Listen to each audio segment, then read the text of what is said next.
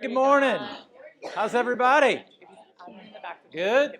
Got some coffee in your veins? Some biscuits in your belly? Everybody ready to roll? Speaking of biscuit belly. Oh, my God, we Yeah. just tried it for the first time. yeah. Man, It's amazing. You can eat a whole one of those. That's saying something. I might fall asleep in like an hour after Yeah. that biscuit.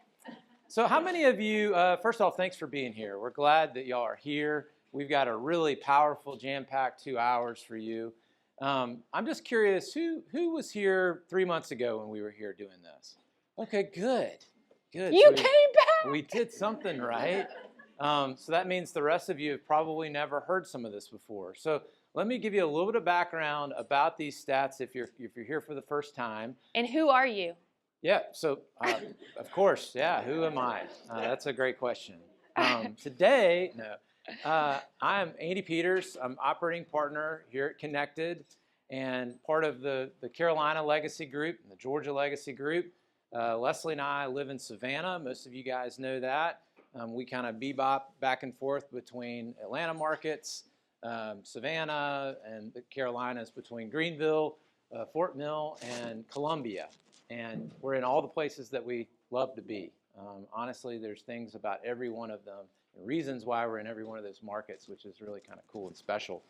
The stats that we're going to go over, these state of the market stats, we started following these around 2010.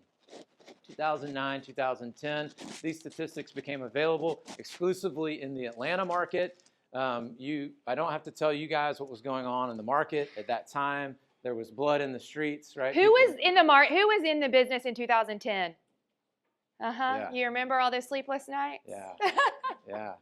So there was people getting real jobs, right? All that. Every time we went into a statistics presentation, we were just hanging on some bit of good news.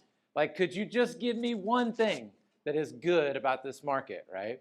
And this is when price points were a quarter of what they are today. This is when it would, we had 22 months supply of inventory. This is when 75% of houses failed to sell from the market. Let's just say it wasn't a great time to necessarily be a real estate agent. And I remember in those moments how our operating partner at that time would stand in front of us and we would look into his eyes, right? And we would believe the things that he was telling us, and we would say the things that he would say to us. And then lo and behold, they started working in listing presentations and buyer consults. And by the time we had this figured out, then all of a sudden there was a shift that occurred in 2012, and all of a sudden houses started picking up. And the skills that we had learned in that downturn really benefited and paid off at an even higher level. We tell the analogy a lot of times of, when you go and you put your towel down on the beach and you go into the water, and then you come out of the water and you're further down the beach than your towel. It's like, where's my umbrella and my towel? That was what the statistics did for us in a changing market. It was a flywheel effect. It threw us way ahead of everybody else. And in a very short period of time, by 2013, our little team of just me and Lesley and a couple of other people on our team, we had a team of 4, we grossed $1 million for the first time in 2013. Fast forward 5 years later, and using a lot of these statistics and the models and systems of MREA, we netted $1 million in that business in 2018. And we were the #1 team in the Southeast region in 2018. And then we became interested in market centers. And this idea of delivering what is the best of Keller Williams that we had experienced, and we had experienced it from the ivory towers of Austin all the way down to some of the most successful market centers within Atlanta. We wanted to deliver that to other people, and we wanted to be a part of that growth and other people's businesses' growth. And that's why we got into the market center business. We've since turned that MREA team that was 11 straight years MREA, we've turned it into a referral business. Still to this day, it turns out 35 to 50 agent referrals and referrals from our database, which makes a nice little living. It still does pretty well. And we practice a lot of the same things, or most of the same things that we did when we were running that production business, but it's a little bit more of a passive income source for us. So that's a little bit of an introduction just of who we are, what we are, and why we're here, right? Why we use these stats. And I believe that this might be the most powerful tool for your growth in real estate. We're a company that has a lot of resources. And the problem that we have is not resources, it's being resourceful. And I talk to agents all the time. They're like, well, yeah, I'm going here because I'm getting this. Or I'm really excited about this, whatever shiny object. And unfortunately, I far too often I'm saying, yeah, we do that already. We have that, right? The pain that you're experiencing, we already have a solution to that. And as leaders, we've got to be better at making sure you know what those things are, right? So this morning, before we get into stats, I wanted to talk a little bit about business pains. Some of you, I know Lori has talked to a group of some of you in a mastermind about this particular chart. We went over this with leadership last week, and this was a survey that was done of the top agents within Keller Williams, and they wanted to know, what are your pains right now? What are you experiencing? What do you need the most help with? And here's what they said. Number one, the number one pain point is leverage. Now, I know leverage means a lot of different things. What does leverage mean to you guys? Just tell me. When you hear leverage as a pain point, what does that mean? Letting go. Letting go, yeah. So the 80% that needs to be done, and being okay with the fact that if somebody can do that 80% as well as you can, that you should let them do it, right? That would be leverage. What else is leverage? Systems. Okay, like what? Like when you can repeat the same system over and over, and that provides you with leverage. Yeah. So systems and everything that we do. Yeah. Yep. Jen, I love that you said that, because last week, Loredana, our general manager in Georgia, had us do an exercise that I thought was so cool. And she said, did you know that if you put anything, you could put this presentation into ChatGPT, and you could say, what are the 3 opportunities in the Charlotte market, and what are the 3 weaknesses in the Charlotte market right now? And it would spit out from 28 slides exactly the top 3 things that you need to tell your database right now. Did you guys know you could do that? Okay, y'all are smarter than me. And I just thought about it, like, why are we not using AI more as leverage in our business? Because I know some of you are using it to write property descriptions, but what about emails when your clients go under contract? And are you saving it as a template? And is that same email going out every single time, right? Anytime we do something more than once, we should create a system around it, because that's leverage to help us do it faster the next time. Yeah. Other leverage may be hiring people, right? How many of you are hiring somebody right now? Okay. Hiring assistants, or hiring maybe your first buyer's agent, right? We've got some of that. We've got some amazing tools for leverage, right? Understanding career visioning, understanding the KPA. If you haven't taken a KPA yet, you need to go to your leadership and say, how do I take this KPA thing that Andy and Lesley are talking about? KPA helps you understand who you are, and most importantly, helps you understand what you're missing and how you hire to it, right? And that's a valuable team has all personality types, right? Has all skills kind of encompassed in that. That's what makes a really powerful team. We've got those leverage resources for you. The career visioning class, we've got the region that brings in career visioning. We actually have career visioning coming in September to Atlanta. You're all welcome to come to it. There's this guy named Mark Willis that's going to be teaching it for us. So everybody in Carolina and Georgia Legacy Group is invited to that. But we want to provide those leverage pieces, and we want you to learn this stuff before you actually need it. The worst thing you can do is perhaps try to cram for the test whenever you're about to take the test. Right? We've got to develop that skill, that muscle of learning how to do the things that we anticipate we're going to need. Second thing, market forces. What do we do within our group that helps with this concern for people? Market forces. Maybe forces is throwing you for a loop. Market conditions. How do we learn the market conditions in our current reality right now? We do this. Yeah, we do this. We do this daily as well, right? Mastering the market of the moment, where we're actually looking at a spreadsheet of what happened yesterday in Charlotte, and we can see what those trends look like. And we can take those charts, that Excel spreadsheet, we can take that into a listing presentation, and we can legitimately ask a seller, how much do you know about the market? And you pull up that chart that says, well, I track it every day. Here's exactly what's going on. Here's how many listings are coming on. Here's how many are going under contract. Here's how many withdrawals. Here's how many expireds. Here's how many are coming back on the market. And by the way, we track interest rates every day. Here's what interest rates are doing. And we track inflation every month. Here's what inflation does, because it's important that we understand how money is moving, right? But that little tool about market forces and understanding what's going on day to day, week to week, quarter to quarter is a vital part of you as a real estate agent being the economist of choice, right? So every day except Tuesday from 8:30 to 9 o'clock. And on Thursday and Friday, if you've missed it, after the 8:30 to 9 call at 9 o'clock, we have Brian Smith, who is a master of conversations in Metro Atlanta. He stays on and he will call expireds for you. If you bring a number, he will set an appointment for you. So all you have to do is show up, and he does live calls every Thursday and Friday. So it's really cool. He'll call for sell by owners or expireds. Yeah, and we need a Carolina for sell by an owner expired Yes, we do. specialist. Because Who's that going to be? I'd like to see a challenge between Brian and the Carolina expert. Head to head. Head to head. Let's go. That would be really good. So get the word out. We're looking for that person.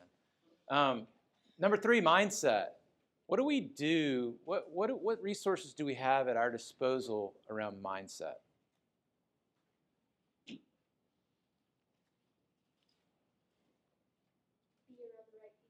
Okay.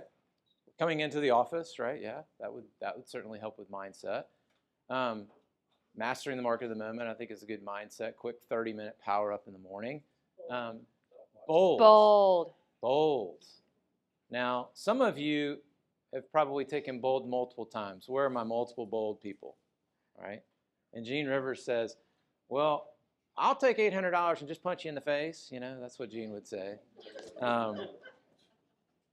But being a part of Bold on an annual basis and committing to that is just a commitment to self-mastery around what it takes to run a successful business, right? This is not rocket science. It's about activities. It's about what are the conversations that work. But before that, it's about getting our mindset right. Yeah. And we don't need information if our mindset's not right. We're not ready for it. We're not ready for it. So every day, what are we doing to get our mind right first thing in the morning? Are you journaling? Are you having gratitude, right? Are you meditating? Like, what are the things to keep that mindset right? Because is there a lot of uncertainty going on right now? A lot, right? And if you watch the national news, you can get pretty down pretty quick. So we've got to protect our mindset and every day wake up and say, it's one foot in front of the other, right? It's one day at a time. And I can't worry about the past and I can't worry about the future. I can control today. And today is all I can control. Other great mindset resources, Quantum Leap. Glenn's teaching Quantum Leap. We have opportunities for that all throughout the Carolinas. If you've never taken Quantum Leap before, that's a course that's based upon Gary's life and how he thinks about life and how you live the biggest life possible. So great mindset course. 6 Personal Perspectives, foundational to Keller Williams, right? There was a time where every class that Keller Williams ever taught was started with a refresher course around the 6 Personal Perspectives and understanding how do we need to think in order to be the most successful. 4th lead gen. What do you think a struggle around lead gen looks like? Why do you think people struggle with that? Or what do they struggle with inside of lead gen?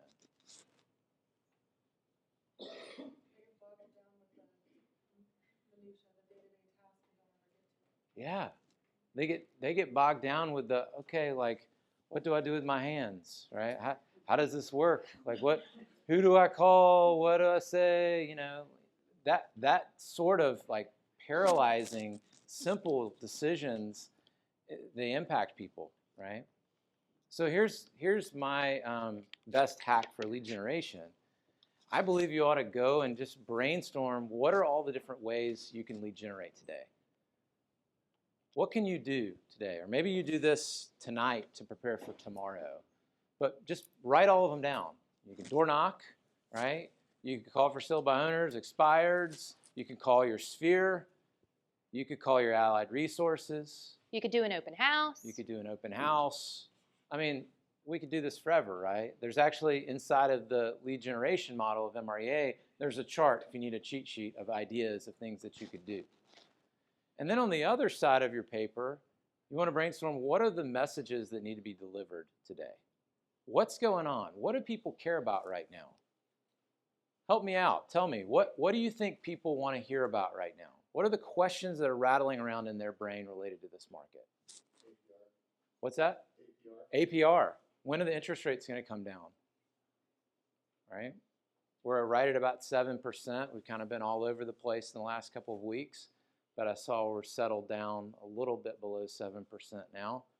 But yeah, that's creating a lot of uncertainty. What else? How the stock market, right, Jeff? Yeah, the stock market's going to affect a lot of things for us. Stock market can affect the bond market, which can affect the T-bill, which can affect interest rates, right? There's lots of things related to the stock market that can affect it. What else? How about when's the right time to sell? At what point does the interest rate get to a point to where it makes sense for me to cash in my 5% and buy something that better fits my needs, right? I think today you guys are going to leave with a lot of lead generation ideas of how you can reach out to your database, because it's actually really good news today for Metro Charlotte, and I'm excited to share it with y'all. No doubt. Buyer and seller education comes as a result of having educated agents, right? You are being an educated agent means you're going to have to learn what matters to buyer and seller. So I kind of believe that that last pain point is all encompassing, because I think that's going to happen organically. Who attended my listing presentation class last Friday? Okay, was it helpful? Did you download it yet? Okay, Julia Blake, can we get today out to the whole market center, because I don't have access to this, but Julia Blake does. We will send you guys these stats, but here's what I'm promising is coming to. We're going to send you the recording of me doing a live listing presentation. I basically did an x-ray of a listing presentation using the 10 or 11 charts from here that I would use. I also created you a listing presentation. All you have to do is switch out your name instead of the Peters Company. You put your face instead of ours, and that PowerPoint is yours. So here's what it also has at the bottom, exactly what to say on every single slide. Exactly what to say. Ha, how about that? Y'all read that book? Exactly what to say?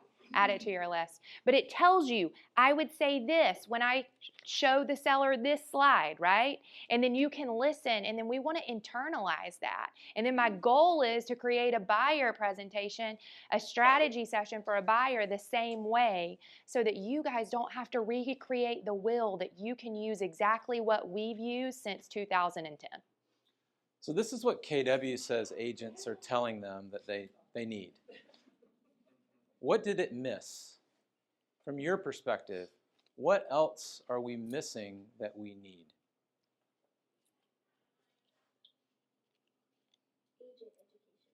Agent education. Okay.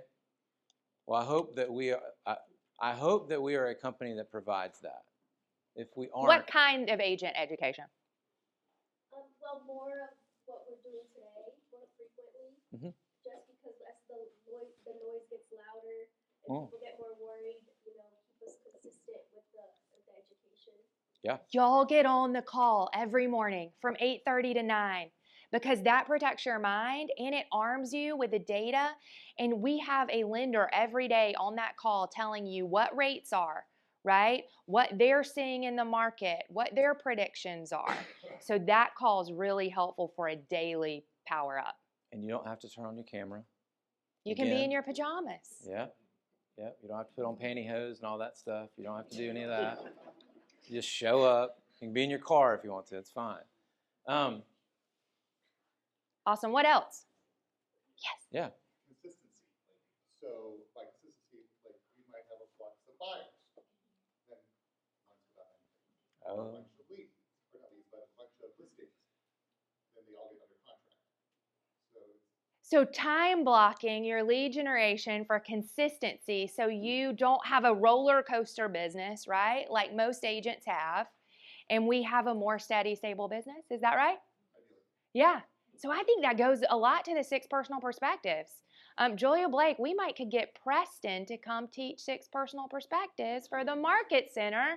And so we work on that time blocking, which is all up here, right? It starts with our mindset, because if we don't control that and how we show up every day, then we are not going to have a consistent business. Yep, I like it. Yeah, related to leverage, one of the things that we have, we've gone back to our staff and we said, any service that an agent needs, can they find that service in the vendors? If the answer is no, we've got to go find it. If it's a service that you guys need or want and we don't have it, we have to not just find somebody, because our reputation's on the line when we recommend somebody, right? So we have to do the due diligence on our end as a staff, and we've got to make sure we're recommending the best of the best. Across the board, I think in all market centers, there is a lack of that. And businesses change and evolve throughout years, right? So some of the vendors that maybe you've had for a long time, they may not be the best vendor right now. They may not have adapted with the market or changed to make sure that their messaging and their look and feel is where it needs to be if they're a marketing company, or that they have a great turnaround time for whatever service it is that you need. We got to be always on top of that. We've got to be auditing all of our vendors and make sure that we're delivering the best. So leverage, sometimes you're going out and trying to find some of this stuff on your own. And as staff, we want to do some of that heavy lifting for you as well and make sure that we're delivering the best for you. Glenn's teaching a time management class here in a couple of weeks. First week of May. Y'all mark your calendar. May 6th. Tuesday, May 6th. What time? 9 to 12. 9 to 12. Be here. That'll be great. Thank you, Glenn. How many of y'all know Sam Jackson? Seen Sam Jackson? So Sam comes in with really targeted lead generation classes around technology, right? One thing that Sam is very, very vocal about is that he's not just the command guy. Of course, we're Keller Williams, we have to know command, right? Sam, one of the things I love about him is that he's gone deep on all the technology offerings. He is a resource. If you are thinking about using something technology related, I guarantee you Sam has heard of it, probably played with it, and probably has pluses and minuses associated with it. So make sure you use him as a resource. As he knew we were coming through State of the Market, he gave us statistics, though, for command for every market center. And here's what I found really interesting for Connected. If you have 201 plus contacts within your command, on average, you make 5 times more money than somebody who doesn't. Wow. Why wouldn't we do that? If we didn't have 201, why wouldn't we focus on that? Why wouldn't that go on our 411 as something that we concentrate on every day and every week? That's a big number. I would say that's probably one of the top numbers for the group. And this is first quarter. So this is just for first quarter data for your market center. Well, and we get this number from KW a lot of times, but it's not as effective as if we know what it actually is in our own backyard. Related to units, people with 201 units sell 4 times. 201 database. 201 in the database sell 4 times more units than somebody who doesn't. So again, pretty glaring evidence for why this is important and why you need to be focused on it. And we have a 36 touch. How many of you are using our 36 touch that we created in Command for you? Only a few. Guys, if you have not plugged in, it is the complete easy button. It is marketed for Metro Charlotte, so it is specific to your area. It goes out every single month, and it is just hit the easy button. So if you don't know how to get the 36 touch, reach out to Sam. He would be more than happy to get you guys 201 contacts in the database and that automated 36 touch system rolling. It'll be 10 minutes, and he can have it up and running for you. Yeah. Can you tell us what the name of it is? Do you know? Do we know what the name of it is? I think it is 36 touch. Yeah, 36 touch dash Charlotte Metro. Yeah, something like that. It would have Sam Jackson's name on it as the author. You can search by Sam Okay. and find it. You emailed it. Yeah. Thank you, Rebecca. So that's enough housekeeping. Why don't we go into some stats? That's what you came for? You Yeah. didn't come for the rest? Okay. I am super pumped about this, by the way. Do y'all see all these notes? So Loredana had the pleasure of going to the National Association of Realtors Summit last week, and the chief economist for the National Association of Realtors, Lawrence Yoon, was there, and he had an entire presentation, and I said, oh my gosh, I wish I could get the presentation and show all of you, but what I did is I basically broke it down to this. So I think you should use this slide with every single buyer and seller strategy session, and this is how you should open it up. We know that the market is made up of 3 markets that I am responsible as your agent for having to keep up with, right? The national market, which we find is what most of our clients and database are looking at every single day. They just hear the national news. Today, and on every appointment, you're going to give them the macro view of what Metro Charlotte or the metro view of what Metro Charlotte looks like right now. And then you are going to give them the micro view through a comparable market analysis. So when you sit down at the appointment, your first question is this: how much do you know about what's happening in the local market right now? And you want to ask them that question because you want to sit back and you want to listen and you want to know what their perspective is. And then you say, thank you so much for sharing that with me. Do you mind if I share what we're seeing in the market right now? And then you lead straight into the slides for Metro Charlotte. But before we do that, I want to share some national stats with you from Lawrence from last week. And Lawrence says his main question that he's getting all the time from every realtor across the United States is, when will the Fed cut rates, right?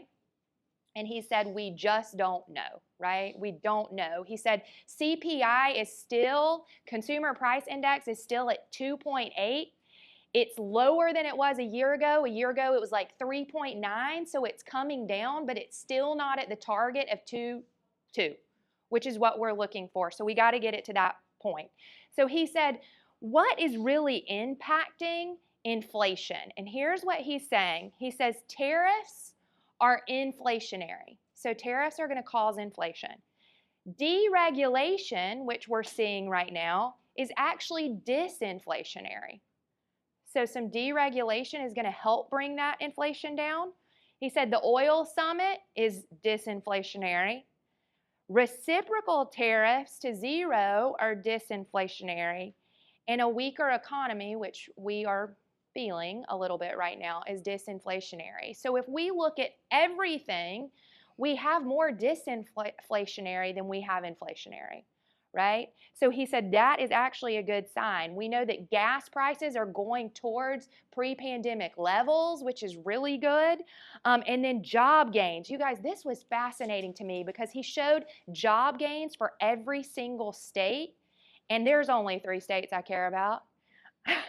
So I just pulled those, and guess what? The 3 states I care about are ones that we're all in business in, and they're doing better than any other state. So job gains, there were 6.8% more jobs in Georgia since 2020, 9.2 more in South Carolina, so y'all are beating Georgia, and 9.8 more in North Carolina, which was one of the highest besides Florida if you look at the entire map of the United States.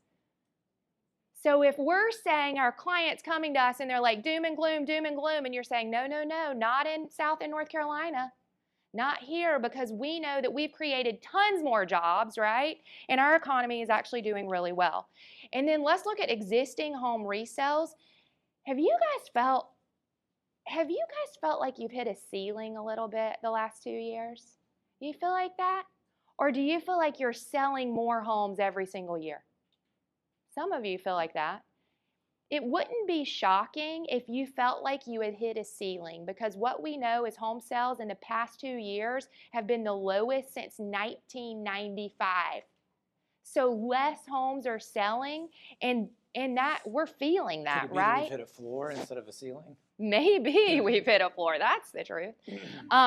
So if you're feeling that, your feeling is natural.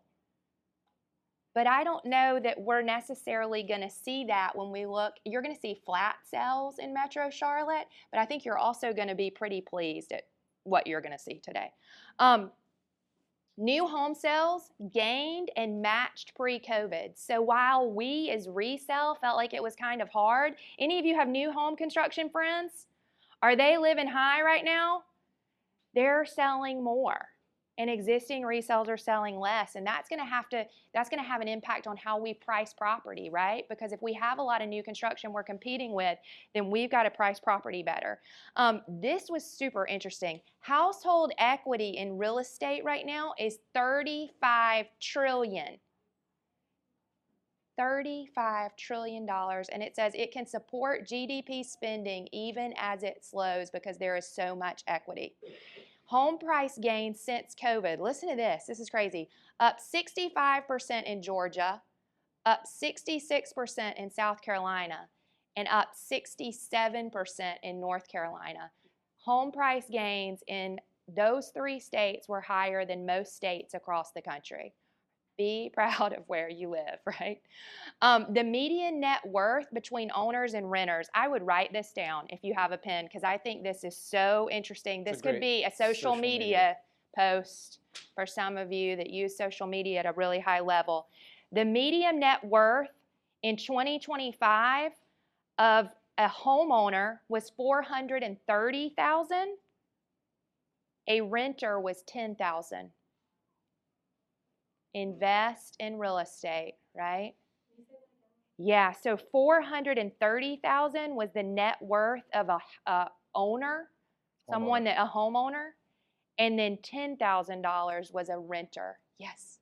That's nationwide, yes. And then this was in 2022, so just 3 years ago, this was the stat. And I want you guys to write this down too, because it's interesting how much it's come up. Homeowners in 2022, $396,000 versus a renter, $10,400. So if you owned a home in 2022 and you held it to 2025, you are up $34,000 in your net worth just by holding and owning a home. And you could have done nothing else. And right? if you're a renter, then you lost $400. You lost in 3 years. Yeah. And that's probably because of rents going up? Yeah, I think it's because of rents going up. Exactly. Rents are continuing to climb. And then mortgage and HELOC delinquency is still really, really low. I have actually had 2 agents in Carolina and Georgia in the last week that are doing short sales right now. Anybody in the room done a short sale this year? Not this year, yeah. But there's conversation. It's coming. People that have only owned a home for 1 or 2 years and they're not appreciating at the levels, right? And this is why we as agents have to have great conversations. If you have a buyer that comes to you and says, I'm just going to be in Charlotte for 2 years and I want to buy a home, what's the right thing to do?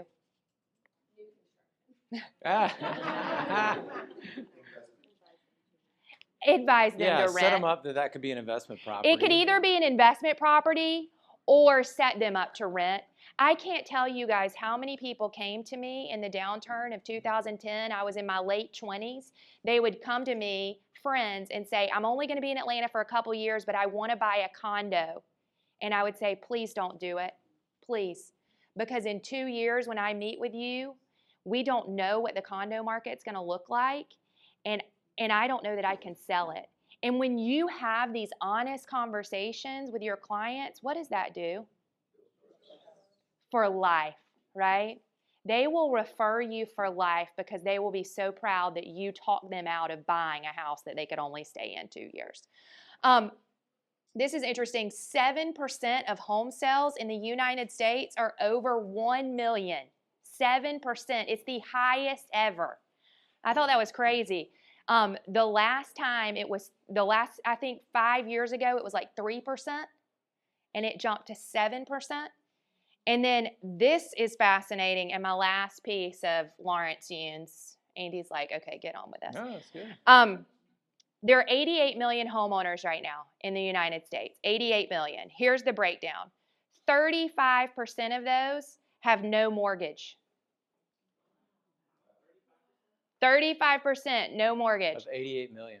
By the way, guys, these are really good. I told you you're going to have lots of conversations for lead generation.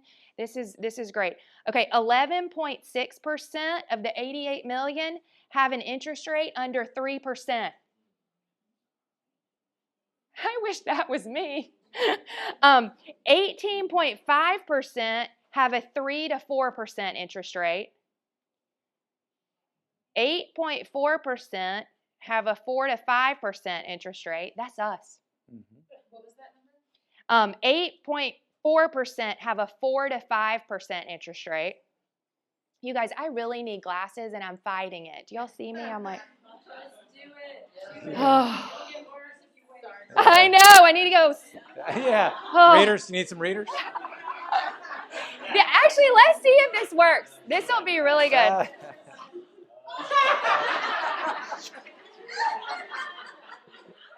Oh my God, it's amazing how clear it is. This is so good. Oh, this is really awesome. You know, like our best friend's an eye doctor, and I should really go to him, but I don't want my eyes dilated. Like, I mean, okay. They don't have to do that anymore. Oh, see? Okay. 5.3% of the 88 million have a 5 to 6% interest rate. And 9% of 88 million have a 6% plus interest rate. Yeah, you want me to go back and read them again, all of them again really quick? Okay. There's 88 million homeowners. 35% have no mortgage. 11.6% have under a 3% interest rate. Anybody here have under 3% interest rate? Oh, I'm so jealous. That's probably amazing. 33% of the people in this room. Yeah. Okay, 18.5% have a 3 to 4% interest rate. 8.4% have a 4 to 5% interest rate. 5.3% have a 5 to 6% interest rate. And 9% have a 6% plus interest rate. Wow. So before we leave the economy, there's lots of information out there about, are we heading into a recession? You hear it almost every day. And you'll see percentages, depending on who's reporting, anywhere from 40 to 60% say that in 2025 we will have a recession. What I want everybody to understand is that predicting a recession is like one of the hardest things to do. So it's very easy for us to hear these things and be like, oh, here we go, right? And by the way, I'm a realist. Like, I understand that we have to be concerned with what do we do if that happens, right? We've got some slides that I actually created a presentation around it. How do you succeed and thrive in a recession? Gary also wrote a book called Shift. That's a pretty good indicator of what you need to do, right? But I intentionally didn't bring that out because we're not at a point, honestly, where we can definitively say that. We need to be talking about it, but we don't necessarily need to be talking to our clients about recession. I think that puts the wrong message in people's minds. But I do think you need to be prepared for it, right? And if it happens, what we know about recessions is they generally don't last very long because the economy has a way of working itself out of that, right? There's just so many moving parts and pieces. So don't be scared of that word, but I would say also don't believe everything you read about that word, right? And we've been in a recession.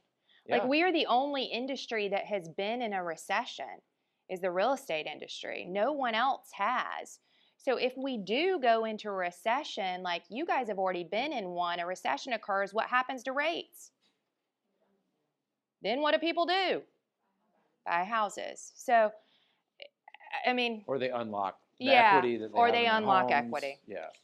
All right.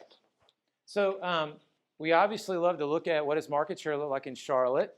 Right now, Keller Williams is at 11.3% market share. Yes. Yeah, fantastic news. That number has a lot to grow, honestly. We see that we can sustain a 20+% market share in most metropolitan markets, and we have markets like that. Atlanta has right at 19% market share. So there is room to grow for Keller Williams there. And what we see is that shifts really create a change and people come back to Keller Williams or they come to Keller Williams for the first time. Because we know when it's easy, like it was in the end of 2020, 2021, 2022, people leave and they go search for a cheaper option because they don't need all the resources. Well, what we know right now, guys, is did you know that 70% of real estate agents have never had a price reduction conversation? If your brokerage is not teaching you how to have a price reduction conversation, by the way, when does a price reduction conversation start? Yeah. At the first meeting, at the listing appointment. And if you don't set your sellers up for a price reduction at the listing appointment, then we're doing them an injustice, right? So we want to have those conversations, and we know there's a reason people join Keller Williams because we're the #1 training company in the world, right? And so we're going to get people back because when it gets hard, people are looking for education, and we've got it. No doubt. So, yeah, there's a lot to be proud of there with Keller Williams. Yeah, and can I have you guys, well, we've kind of written this down. Andy and I always kind of look at Keller Williams as like a cruise ship, right? So if you go on a cruise, what's your favorite part of the cruise? Come on. Yeah. Food, okay. Excursions, what else? Entertainment. Would you ever go on a cruise and just stay in your room the entire time? Never, right? They're opulent rooms, though. They're so large and they have so much going for them. The toilets where you can touch the sink. Yeah. I want you to think about that, though. How many of us treat Keller Williams like a cruise ship and we just stay in our room and we don't take advantage of all that Keller Williams or our market center has to offer? We have so much to offer. Are you taking advantage of it, right? Whether you're a brand new agent and you want to jump into Ignite, right? Or you want to jump into business coaching, or you're an agent that's doing 15+ million or 30+ units a year and you want to join our MREA Masters program where we fast track you to MREA agents. Or whether you're an MREA agent and you get to go on a summit for 3 days in Savannah this summer with all the other MREA agents in the Carolina and Georgia Legacy Group. 25 of them. 25 of them. We are going to have the most fun. If you don't ever go to family reunion or mega camp, right? What we've got to do is we can't just exist in our bubbles, right? We've got to get out and take advantage of everything Keller Williams has to offer. And when we do, we hit 20% market share because we're on fire, our market share grows, and we attract other people to Keller Williams. Well said. All right, so typically when you go out in social settings, because people know you're a realtor, they ask you, how's the market? Right. What's your answer, by the way, when they're saying, how's the market? What are you saying? We ask, yeah. You guys have seen Awesome. Why do you ask? Right? Yeah. You guys are good. Well, let's take a look at the 4 more common conversations to have in a social setting. Right now, when we look at sales, we're pretty flat. Like when we look at 24 versus 25, 24 versus 25, we even got 23 up here. You'll see that these just kind of stack right on top of each other. There's not a huge difference in the amount of houses that we're selling. What does that mean? Pretty stable? Yeah. If people were leaving in great numbers, right, this would show up here. But yeah, this is a really stable environment in Charlotte. And even despite what's going on in the economic conditions, we're not seeing a whole lot of ebbs and flows compared to previous years. No declines. No declines. Top right, median sales price. So you're right now at $411,000 for that first quarter. $411,000 is a pretty healthy price point compared to the country. You're up about 2.8%. So even though sales are pretty flat, your price points are up. That's also a sign of a pretty healthy market. Median sales to list price, you're down a little bit. There's more negotiation going on in the market right now. And we're going to talk about why that may be, give us some clues as to why that is. But you're seeing that negotiation, people are getting about 3% off. That's pretty good. That's a pretty good number. That's a healthy environment for a market. Median days on market, you're up. You're 38 days on the market. We always say 30, something in the 30s, that's always a pretty stable market. Gary said if we can get to 30, we got a market. If we have less than 30, then it's an extreme market, right? It's an extreme seller's market. If houses are flying that fast, that means that, you got to be on it, and really sellers are the only ones that are winning in that environment. And the stabilization is actually good because we don't have irrationality that we had in the past, right? So we're not seeing the irrationality with buyers and sellers. We're stabilizing, which is helpful for all of us, and we're slowing the market down. So here's what I would encourage you to do with this slide. You have homework. I want you to go back and I want you to pull all of your transactions from the past 12 months. And I want you to compare your transactions to the Charlotte transaction. So did you have more sales, less sales, or the same sales as you did last year? What was your median sales price? Is it higher or lower than the metro market? What was your sales to list price ratio? Was it better than 97%? If it was, you better be telling that story. What about your median days on market? Was it better than 38? So every time I sat down with a seller, I would compare the Peters company to the average Atlanta agent. And here's what I would say. I would say right now in Metro Atlanta, homes are selling for 97% of the list price in 38 days. Here at the Peters company, we're selling homes for 100% of the list price in 14 days. We're getting 3% more money than the average Atlanta agent, and we're selling in half the time. Today, I want to show you while we're together how we're doing that. Sound good? And that's all I would say about the Peters company, right? That was my opening. So compare yourself, and hey, you might not be doing as well. And that's an aha too. How do you improve, right? Maybe you need coaching on taking better price listings if you're only getting 95%. Or if your homes are staying on the market 50 days, that's a problem, right? We may need some coaching there. So compare yourself, because here's what I know. Most agents will stop here. Every other firm in Charlotte is going to stop here. They're going to know this and they're not going to know the rest. And you guys are going to win the market because you're going to be the smartest agent. So let's get numbers sold. What we find interesting about the Charlotte market is, of course, we saw that the sales were pretty flat, but look at the gains that you're making in the upper end of the market right now. This is stereotypical move-up market. So let's really look at this, though, because you guys haven't seen this chart, and I think we take this for granted that we've been looking at these since 2010. So I love this chart because on the bottom, you see the price ranges, which is so important, right? So if you're on a listing appointment with a $500,000 buyer, you're going to stick right here.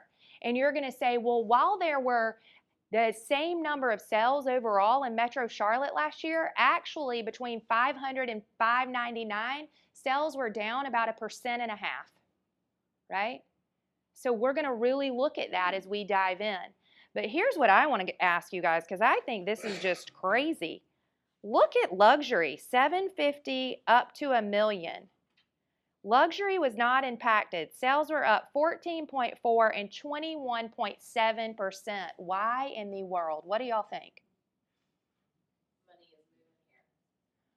They're coming from New York, New Jersey, Florida, California. $1 million house looks pretty Relocations. different here than Florida and California, doesn't it? Rebecca, if you looked at your business last year, what percentage of it was relocation, do you think, into Charlotte? 33%. 33%. Anybody else have a number? Fayaz, y'all got a number?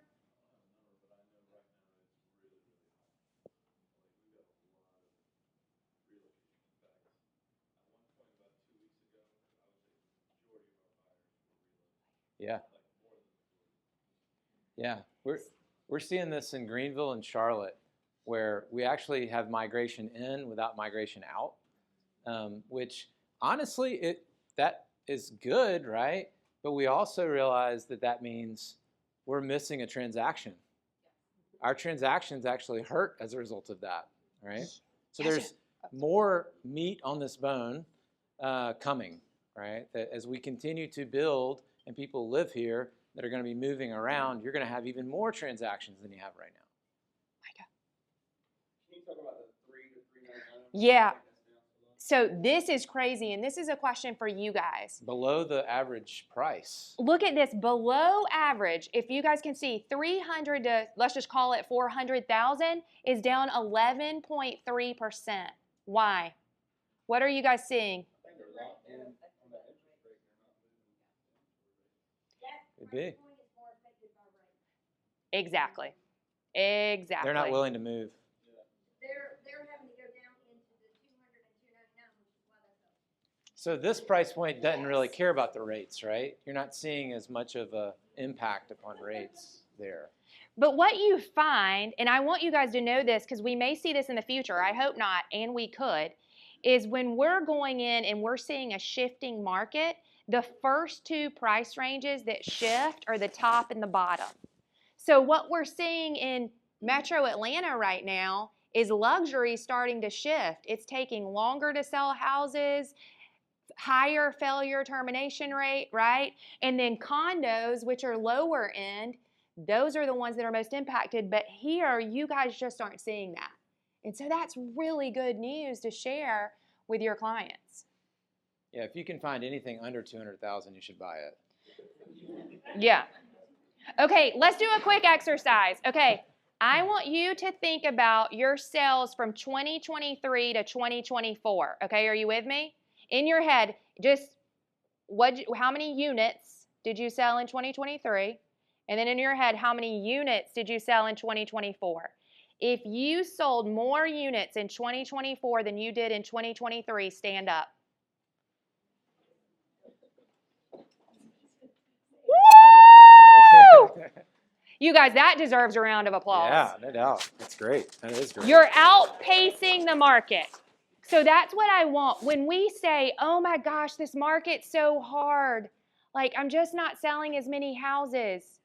There's a rookie of the year every single year in every single office. There will always be. Somebody will have their best year ever.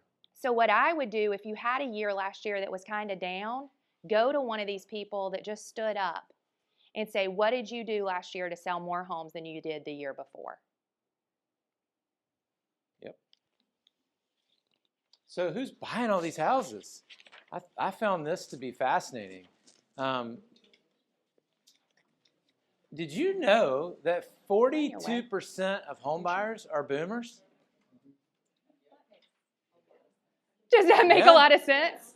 Is that who's moving here? No, they're moving away. Oh, okay. Well, so home buyers, but those are the ones that are relocating out. So here's the deal. Like, you've got people that have equity.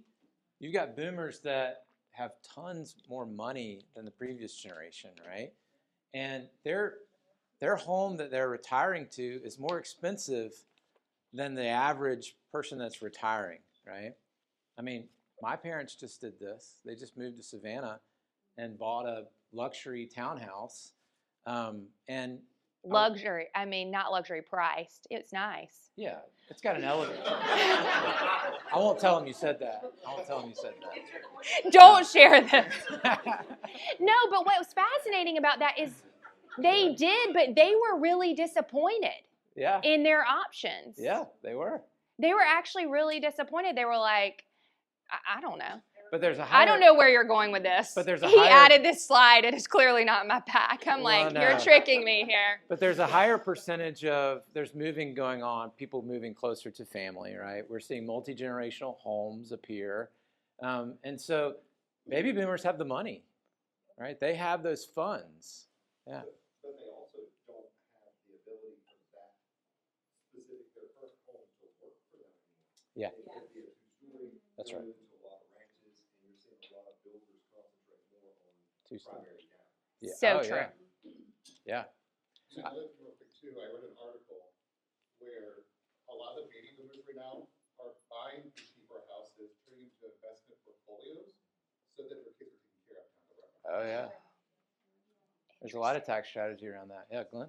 So, does anybody know what the last chapter in Shift is? In the Shift book?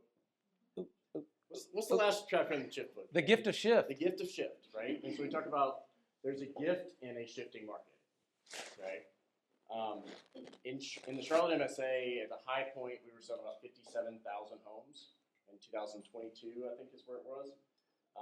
Averaged out with population, we should be selling between 45 and 55,000 homes. That slide that showed up as small was around 35,000. Okay, but why do people move?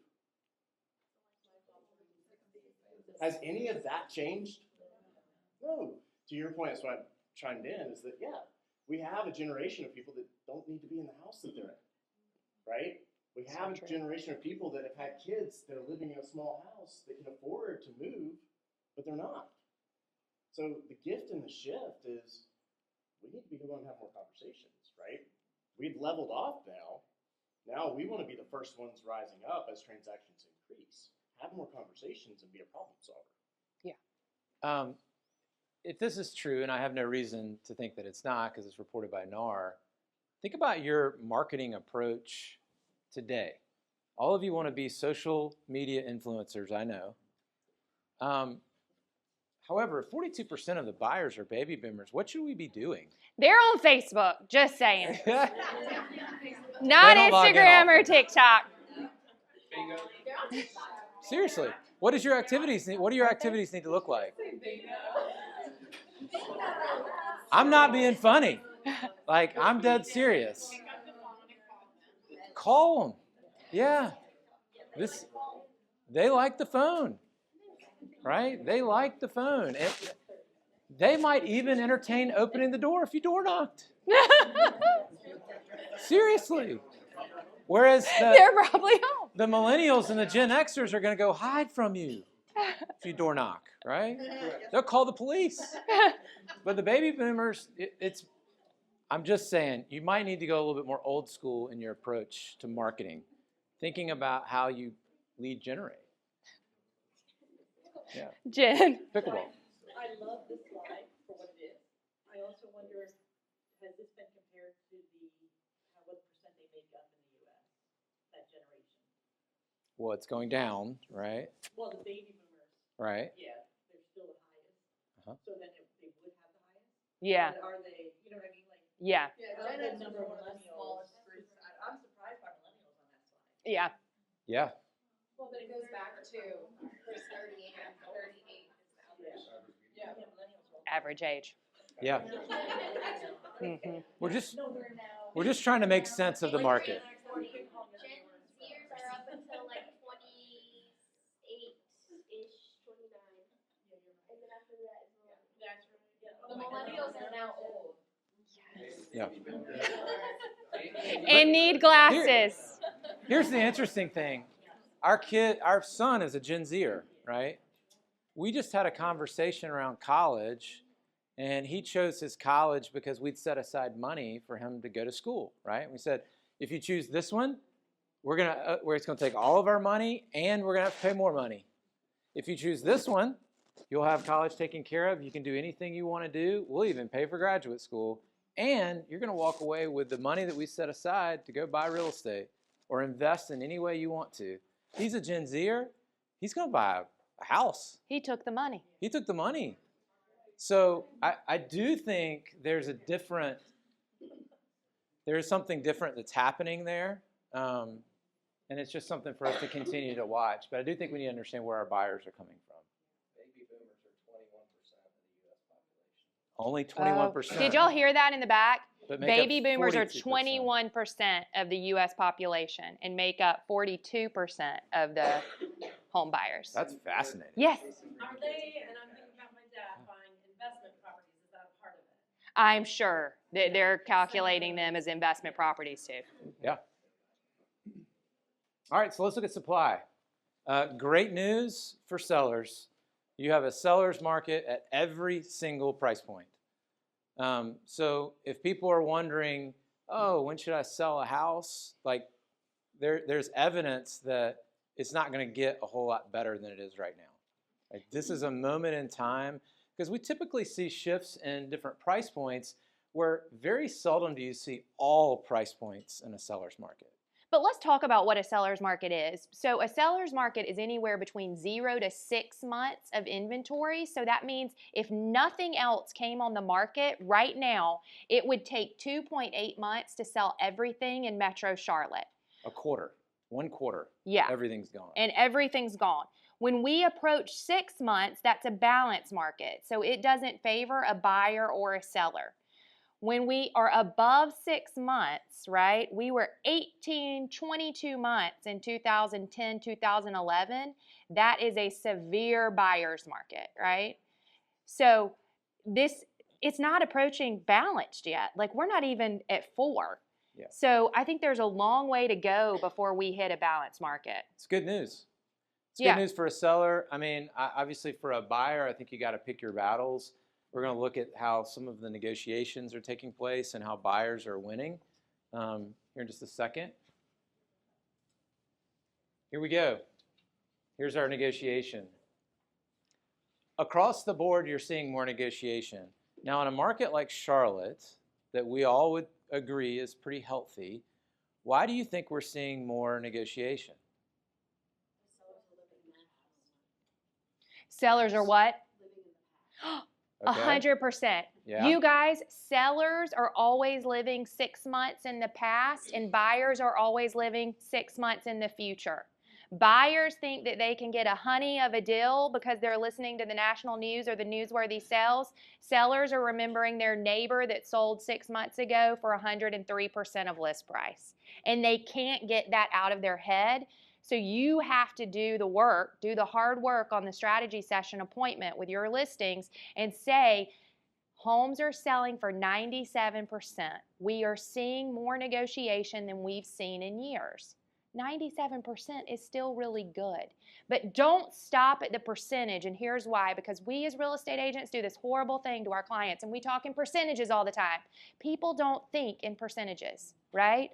So I would figure out what it actually is. So if they're a $500,000 house, right, they're going to get 97.8%. What is that? Somebody do the math really quick. 97.8% of 500,000. Yeah, about 3% off. So they're going to get 485, right? 45. Do the math in your head before you go on the appointment and know where they are so you can talk confidently, because 97% is going to go right over their head. They're not going to get it. Strategize that they list at 485 and let the market bring them back up. Exactly what you're going to see in a minute, because there's so much goodness in that, right? Okay. Yes, I love it. So in really thinking about this, it took me to, all right, what could potentially be impacting this negotiation that's going on in the market? And I do think it has a lot to do with the way we think about the consumer index. If you feel good about where the economy is going, you might be more willing to keep your price, right? You may be a little bit more dogmatic about that. If you feel like, oh, things are a little bit uncertain, you may be willing to negotiate that if you're a seller. If you're a buyer and you're feeling uncertain about it, you also may want to negotiate more off that price, right? So when we look at consumer sentiment, we're at 50.8, which is darn near the historical low of the consumer index. And as a result of that, it's kind of like the sellers are worried, the buyers are worried, nobody really knows. And so there's this moment in time where you've got a really good market that if you're a buyer, you actually can take advantage of the market and maybe get a little bit of negotiating where you normally wouldn't be able to. Yeah, Fayaz. So I'm glad that you brought up this slide because I think like in Charlotte, despite slowdowns in other parts of the country, like we've been pretty good. Yeah. Like, kind of cocooned from some of the impacts of other parts of the country. But now, for me, like this is where I'm genuinely curious because post-election there was a euphoria, the stock market was up, you know, felt like real estate was opening back up again. And the last 2-3 weeks have been an absolute mess. Yep. And that data point right there shows exactly right because that will now filter through the general public and people. I feel people will start to potentially hold on to their money because of the uncertainty as to where the ebbs and flows are really quick. Yeah. Or people that overbought in houses and have too much house, they actually could get some fear base and start moving and selling. So I think it could actually go either way, right? Well, think about the stock market. Well, we were talking about that just before, the session started back here, where yes, if jobs are starting to be lost as well, Right. where it's forced selling. Mm-hmm. I'm just kind of, and I'm making a statement. I'm not just like asking a question. Yeah. I'm just curious as to like from an economic standpoint, like what the after effects are over the next quarter, Mm-hmm. over the next quarter and a half. Okay, you guys are you are CFPB or CF what is it, CFP financial planners now, and this is not going to be recorded or passed out to anybody. But if this is consumer index, what do you think is going to happen to the stock market?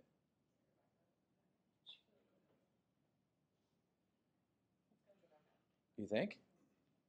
Are people going to stay in the stock market whenever they're worried about what's going to happen to the economy? No, they're going to flee to bonds, right? So you're going to see that bond rates go up or go down, right? And then what happens when bond rates go? Mortgage rates drop, yeah.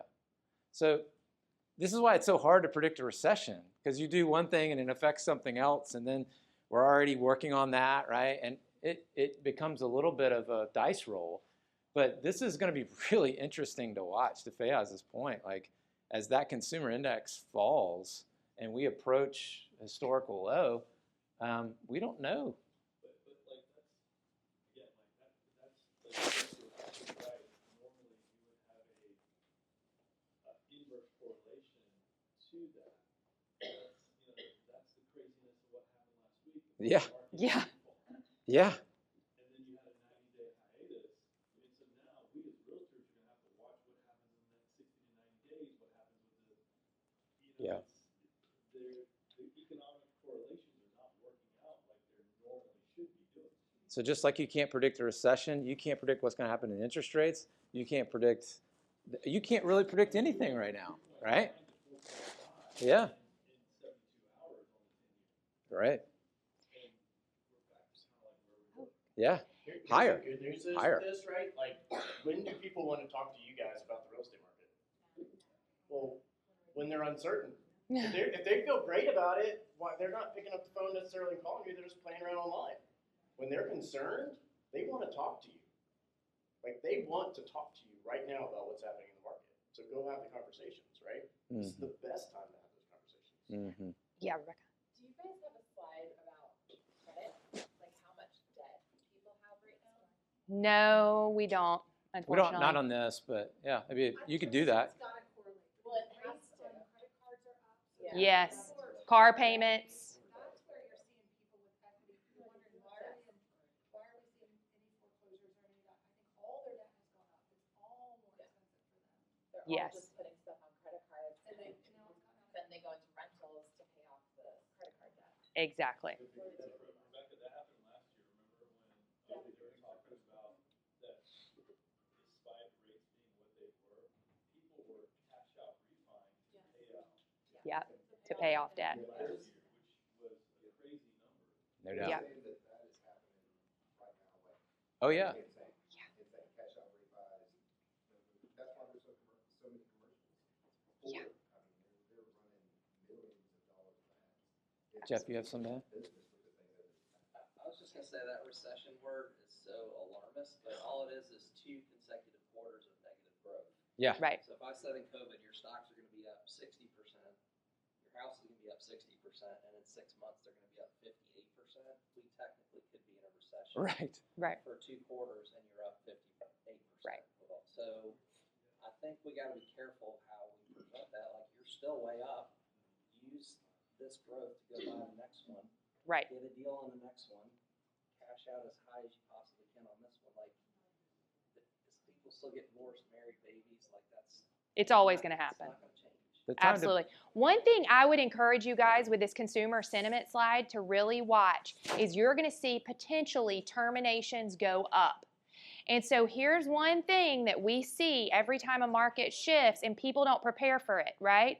So at the Peters Company, we always prepared for at least 20% terminations. And some of you are going, oh, that's so high, but some of you have not been in the market for 20 years and seen how terminations ebb and flow. There was one point where we planned for 25% terminations one year.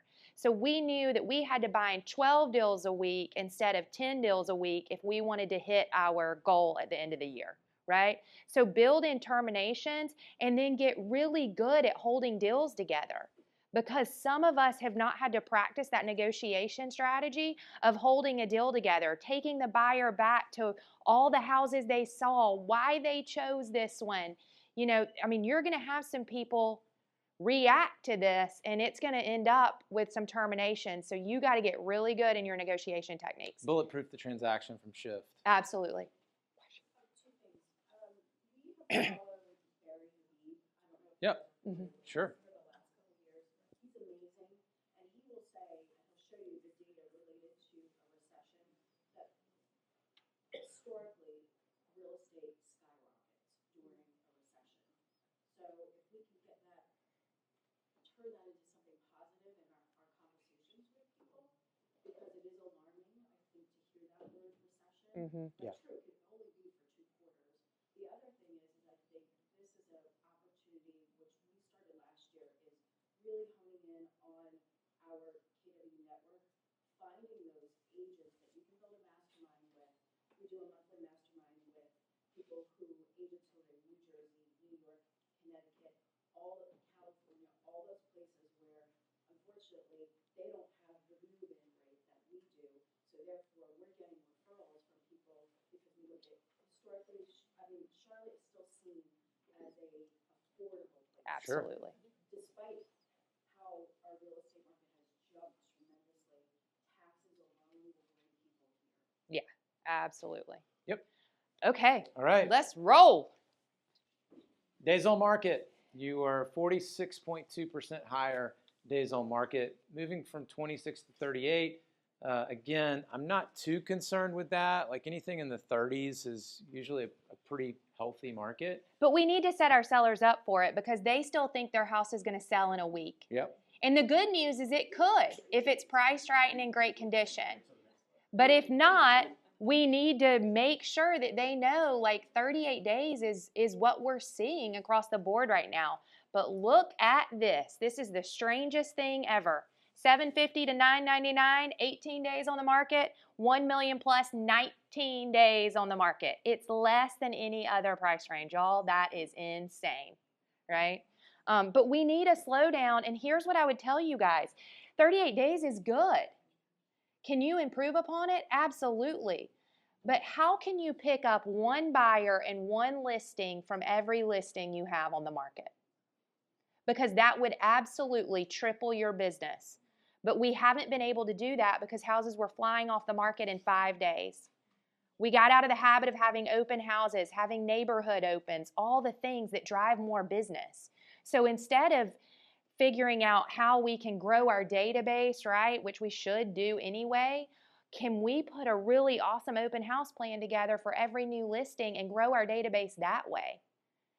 And then pick up a seller and a buyer for every house we sell. It's not just about selling the house, it's about capturing 2 more transactions. This, to me, if I'm predicting the future, says that we're going to see price improvement. Like your median sales price is going to continue to rise. Agreed. Right? You've got things are just selling so much faster on the high end of the market.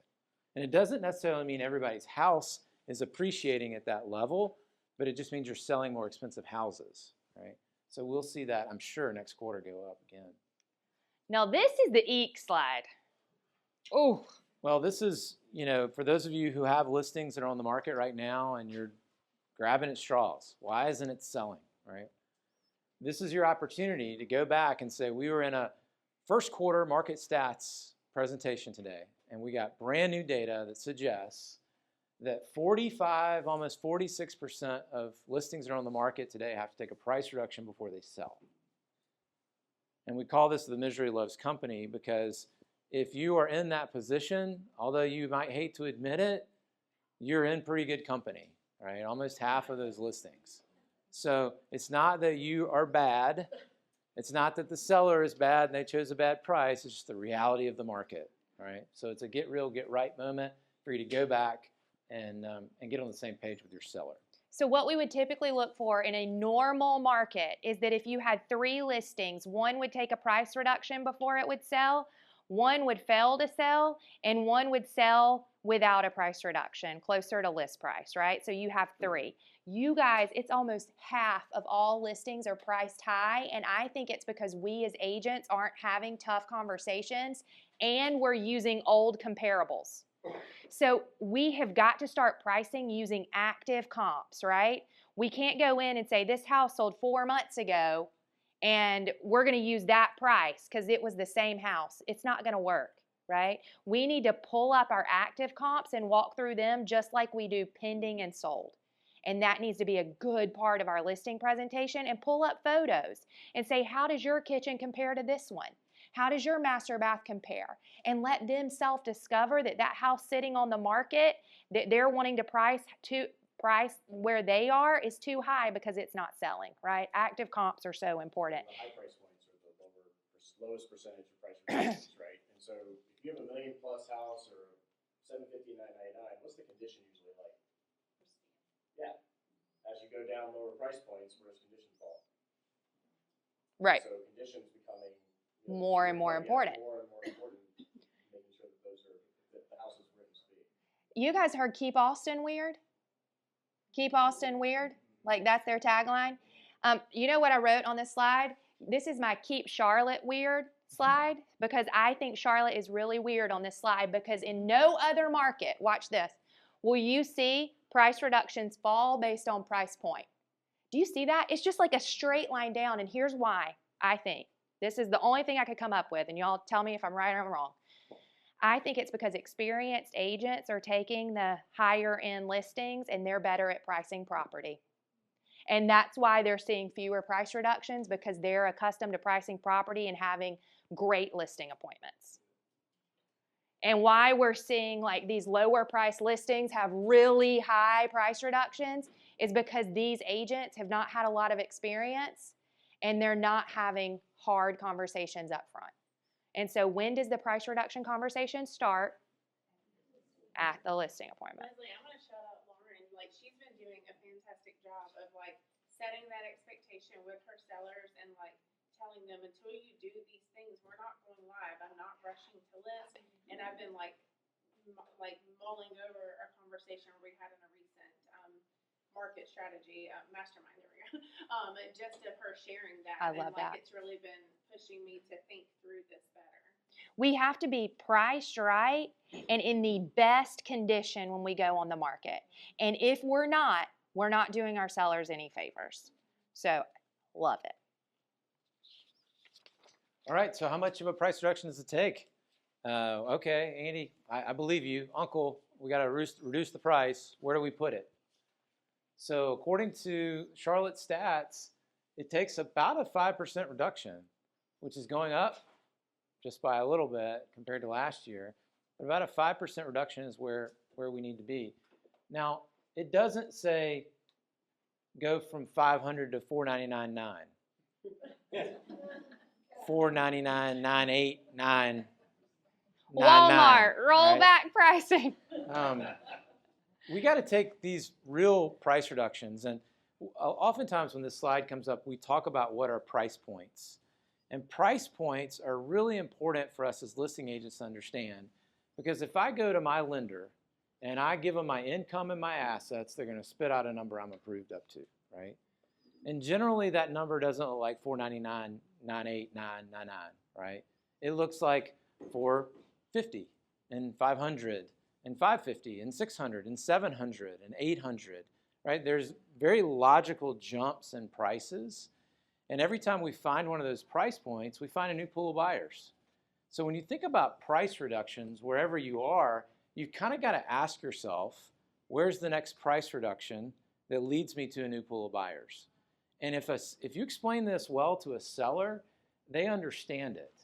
Because every time we price a property too high, what they don't realize is we're competing now at a higher price point than even that. Right? If you price a property at $475 and it needs to be $450, we're now competing with $500,000 houses. And a $450 and a $500,000 house look a lot different, right? So helping them logically understand this emotional game will help you price property better. In fact, I've seen sellers I'll take a white sheet of paper and I'll write out the price points. Like within $100,000, $150,000 of where we are, I'll write them out for them so that they can understand, here's a pool of buyers, here's a pool of buyers, here's a pool of buyers. Where do you think we should be? They'll come to their own conclusion once they understand that concept, and you're not going to have to do this horse trading with them to figure out, like, what number were you thinking, and I was thinking this, and that's just a waste of time. You got to explain the economics of what does it take to go get a loan? How do people search for properties online, right? People online, there's blocks of money that they search for. So we got to be at our prettiest and best on that price point. Yeah, and to Rebecca's point earlier, I think this is one of the most important slides to go over because there's so much uncertainty when your client's putting their house on the market, right? They don't know what price they think, but they're not sure. So you're going to obviously have how much houses are getting on average, 97%, right? And then I'm going to say, but 45% of all houses are taking a price reduction. And Mr. Seller, I would love to tell you that I get it right by getting it right all the time. But unfortunately, a market shifts, and sometimes we don't get it right. But here's what I can tell you. I can tell you that if we get it wrong, typically it's going to take about a 5% reduction to find the right price. And what I found is we don't want to wait. We want to reduce it quickly because in 2 weeks, we're going to know if we got it right or not. And our next price is this. So I would have my number, which I wrote down for you guys. And I need my glasses for it. Thank you. So if I'm at 500 and I take a 4.5% price reduction, Mr. Seller, that means we're going to be at 477.5. But what I know is that's not a price point. And I would rather land on a soft price point. And so 475 would be our next gate. So can we just agree today that after 2 weeks on the market, if we haven't sold at 500,000, that we're going to reduce to 475, and that way we won't even have to have another conversation. It will just go quickly. Yes, we can, right? Jennifer. Would we still be saying 2 weeks with our days on market having trended up? Like, is that still about the trend? Yes, and you're going to see that next, how long it takes, so you're going to know exactly. And honestly, y'all could probably wait a week. But just for their sake, you might want to give them 2. But the problem is why we're at 38 days is because agents don't have conversations till they feel the pain and the punch, right? So, Yes, Jen. Because I think a couple of agents, we've had conversations, in the kitchen, and if it's an anomaly that if they sit for a little while and then they end up getting full so it's truly an anomaly? It And is. it's just depending on whether or not they want to wait. Yes. All right. And I wouldn't encourage waiting, and you're going to see No. why in a minute. Okay, Andy, I think we're good. Let's go to the next Well, one. the other piece of this too Oh, is, buyers. yeah, for a buyer, if you're making an offer for a buyer and that property's been on the market for quite some time, we'll see exactly how many days that is. But if it's 30 days, and we know that on average you're selling in 38 days, I would go in and go ahead and take this price reduction off the price, and then I would make the offer off of what the price should be. And then, of course, we said this before, but I'd include this slide just so that the seller understands how you arrived at that price. It's not just one of these, right? It's actually there's math, there's market stats behind this, why we feel the way we feel. Embed this into your offer, so the agent has to share it, right? And I would even write and circle, like I would trash the document. This is why we're making the offer at this price. And talk about looking like a hero to your client, right? You bring this out. Some of this still goes over my head, so I apologize. No, you're good. We're saying like coming down, 4%, and we're on the buyer side. Are we still like concessions count as part of that? Concessions are separate, Okay. and we'll show you concessions at the end of the presentation, how much you can expect to get on concessions. Even more good news for a buyer. Yeah.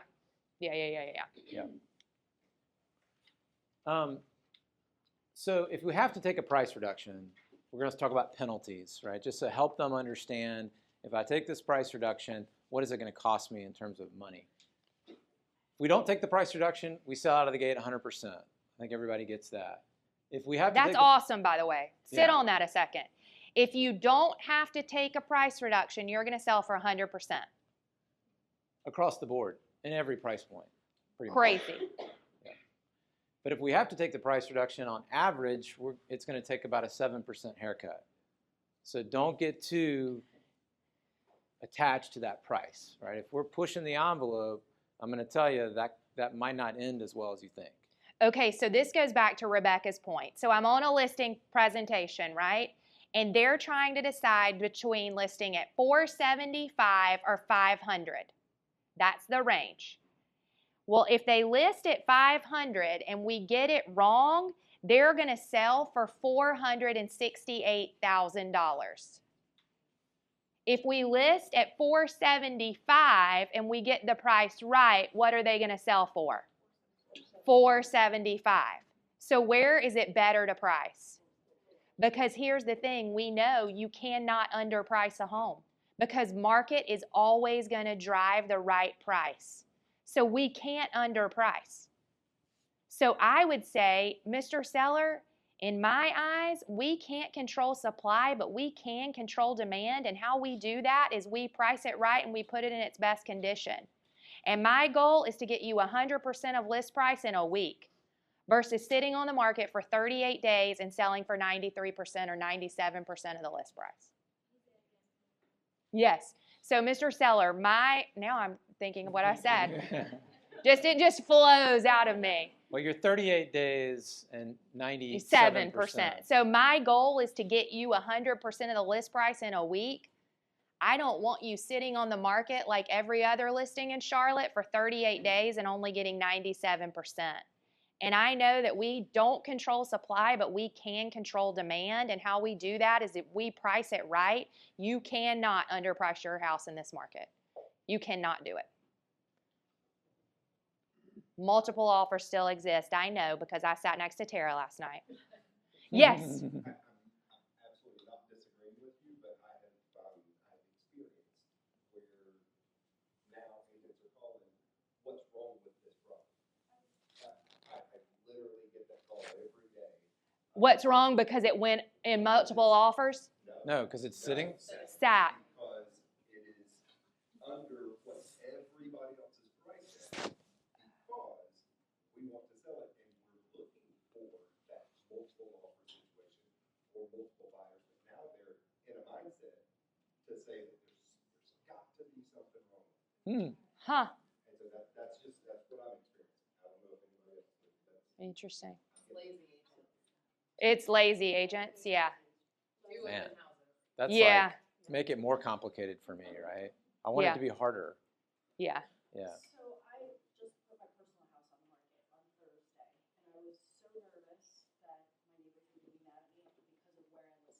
Yeah. I listed like 25K less than where we, Saturday we were under contract, we had 8 offers over a million. Yes. That's like 3 or 4% over asking price. Sure. It's the I would say the sellers, it's a percentage. Yeah, it's true. Buying the truck or the car that has all the bells and whistles. Some of it you don't necessarily need, right? But it's at this amazing price. Are you going to say no to that? And stories sell. So if you use your house on every future listing appointment of, hey, I could have listed it X and I decided to list it Y and I'm an agent and the reason I did that is because I wanted to control demand, right? I wanted to increase demand on my property. Yeah. And yeah, and I think the next slide's going to help y'all. No, not Yeah. the next one, in 2. That's, Yeah. you know, not only am I a hair club president, but I'm also a client, right? Like I take my own advice on this stuff, right? I use the product myself. Yeah. And it's not all. Yeah. If y'all didn't hear Andy in the back, I think that's such a good point. It's not always just price. Terms are super important too, and our clients forget that unless we talk about it. Yep. So a lot of times people say, I don't want to reduce the price because I'm desperate, right? There's blood in the water. I'm going to get these desperate lowball offers. The market stats actually say that once you find the right price on the reduction, you're going to still negotiate about 1.5 points. So there will be some negotiation, but it's not as bad as perhaps you in your mind you're thinking. Nothing good happens though the longer you wait on the market. Nothing. Whether it's price related or whether it's the pipe bursting or something else that is out of our control that happens the longer it's on the market. Well, you regain some of that control too, right? When that agent calls you and says, I have an interested buyer, would they be willing to negotiate? You go, well, we just did a $25,000 price reduction. Yeah. So we've already met you where you need to be. Right. So it's a whole different conversation. Yeah. Yeah. It's a new listing at that point. Yeah. Yeah. So that's what it looks like. You're still negotiating just a little bit after a price reduction, but that paints a picture for them and hopefully helps you solve an objection. Now this is shocking. Check this out. So on average, if you don't take a price reduction, you're selling in 9 days. Basically Woo! 2 weekends. 2 weekends on the market, you're gone, and you're selling for 100% of the list price. And if you do take the price reduction, you're getting 7% less, and it's taking you 11 times longer to sell. 98 days on average. What do you guys typically write your listing agreement for here in Metro Charlotte? 6 months?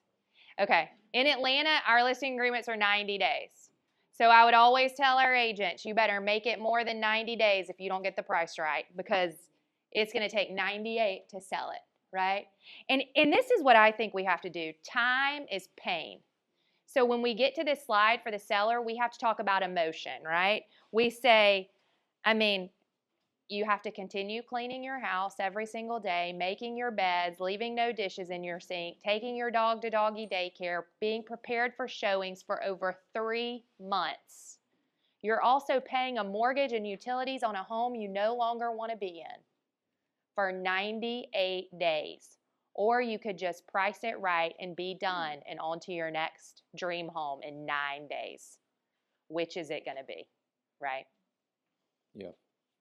Yeah, don't underestimate that. Time is brutal. And don't wait to take a price reduction. This is what this shows you. If you don't have it right in 2 weeks, you got it wrong. So just go on and reduce. Go on and have that hard conversation, because more time on the market creates that stigma, right, that something's wrong with the house. Well, not to mention the agony of going to sleep every night when I don't have anybody showing my house tomorrow. I'm not sure when it's going to sell. That's terrible. And it's sleepless nights for you. It also shows that 38 days isn't really a real number. Right? Yeah. That average days on market, that's not real.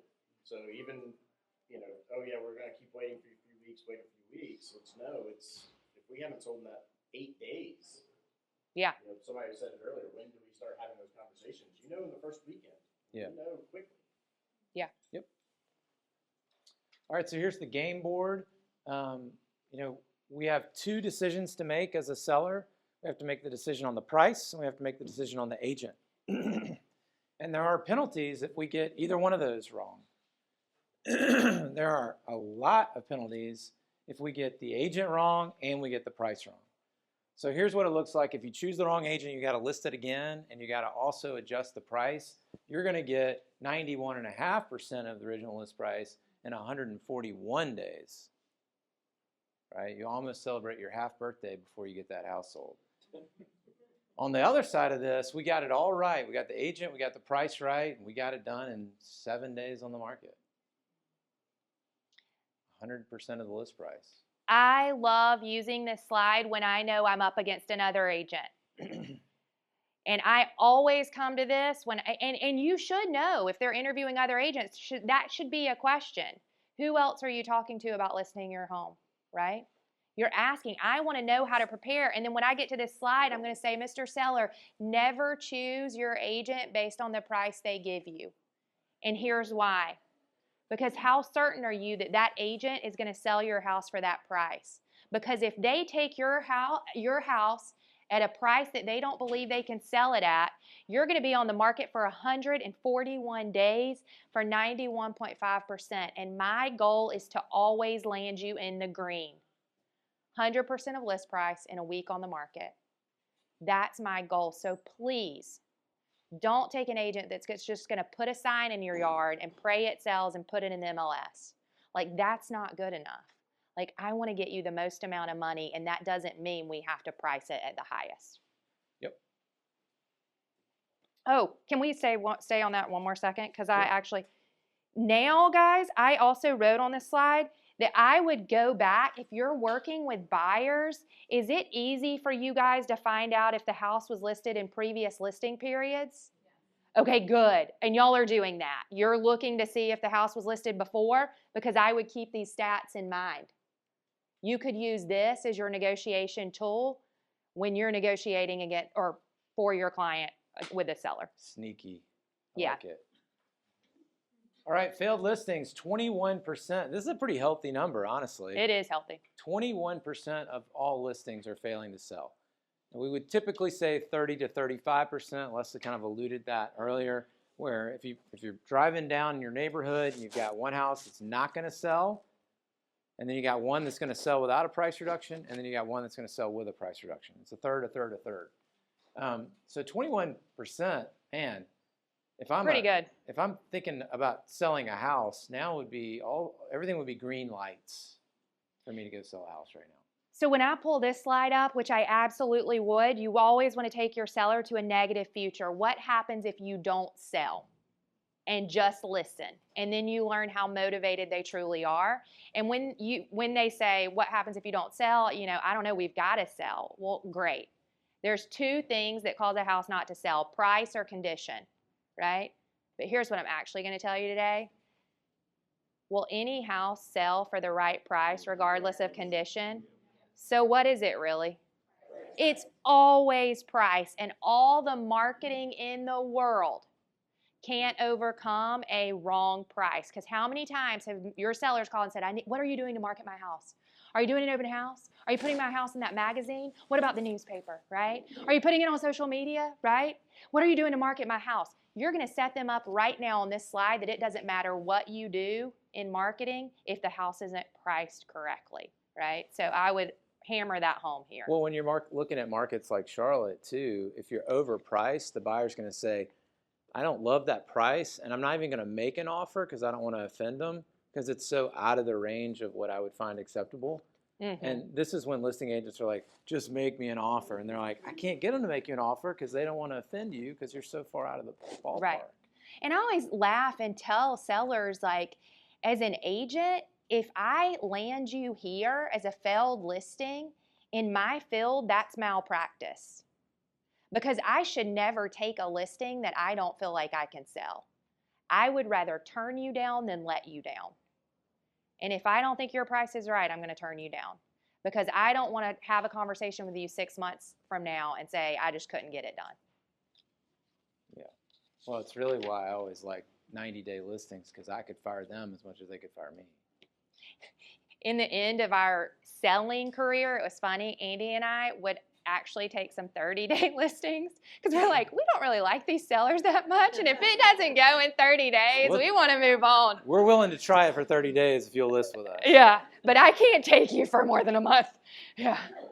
Oh, but see, here's the thing, guys. Leads solve all problems. Leads solve all problems. If you have enough leads, you don't care. You're not going to work with somebody that treats you terribly, right? Leads solve all problems. High D graph here. You want to go through this? Yeah, so for those of you in the room right now that you are like, oh my gosh, I do not think I can do this yet with my clients on an appointment. Like, this is a lot of information. What's your trick? And so on my listing presentation, I actually showed you what I would go through for a high S, steady, or conscientious, like highly detailed seller. And I would go through the whole kit and caboodle, right? Actually, the 10 that I picked on that listing presentation. If you have a high D, high I seller, do not go into a lot of slides. I would just choose this one, and this is what I would say. I would say, Mr. Seller, how much do you know about what's going on in the real estate market? I would listen. I would say, great. Do you mind if I share? They would say, of course. That's why you're here. And I say, well, right now in Metro Charlotte, we know that for every 100 listings, 79 are actually selling, and that's really good. Like 79 are selling. But my goal is to land you in the green, and that means that we sell without a price reduction because we're priced right. Your property's in perfect condition. We sell for 100% of list price in 9 days. So if we don't sell in 9 days, we know we have to take a price reduction, and we're going to be here. And we know that 36 out of every 100 houses are having to take 36 out of every 100 houses are having to take a price reduction before they sell, and they're sitting on the market for 98 days for 93.2%. But here's the thing, Mr. Seller, I'm not going to do that to you because I'm not going to have you on the market for 30 days before we have a price reduction conversation, because right here it shows that in 9 days we're going to know. So we're going to go on today and we're going to find the price that we're going to reduce to after 2 weeks on the market, because I don't want you to land here. And what we do know is that 21 of all 100 listings are going to fail to sell, and that's mainly because they're overpriced, right? So today when we're walking through the comps, we'll keep all of this data in mind. Do you have any questions? Right? And then you're just setting them up. Yes, ma'am.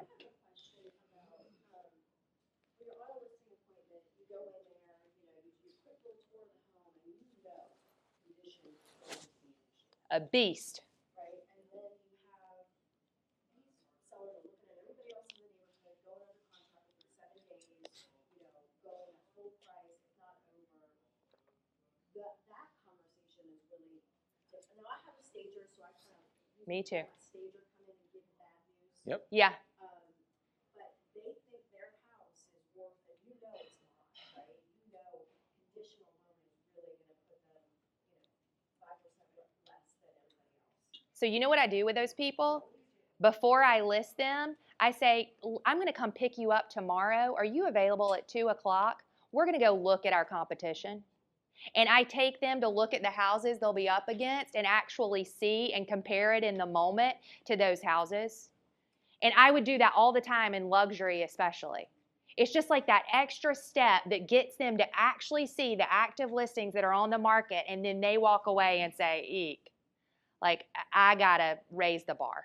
And then we sent a stager on every appointment. I don't care if it was a $150,000 condo to a $2 million house. Like, our stager was staging everything. Yeah. That help? It does, and it does help with the stager because It does. And it's another opinion. Yeah. Well, it's not just the listing. Because you don't want to offend them. Guys, everybody looks at, not everybody, a lot of people look at staging as an expense. Staging is an investment because they're saying things to people that love you, trust you, like you, that you don't really want to say.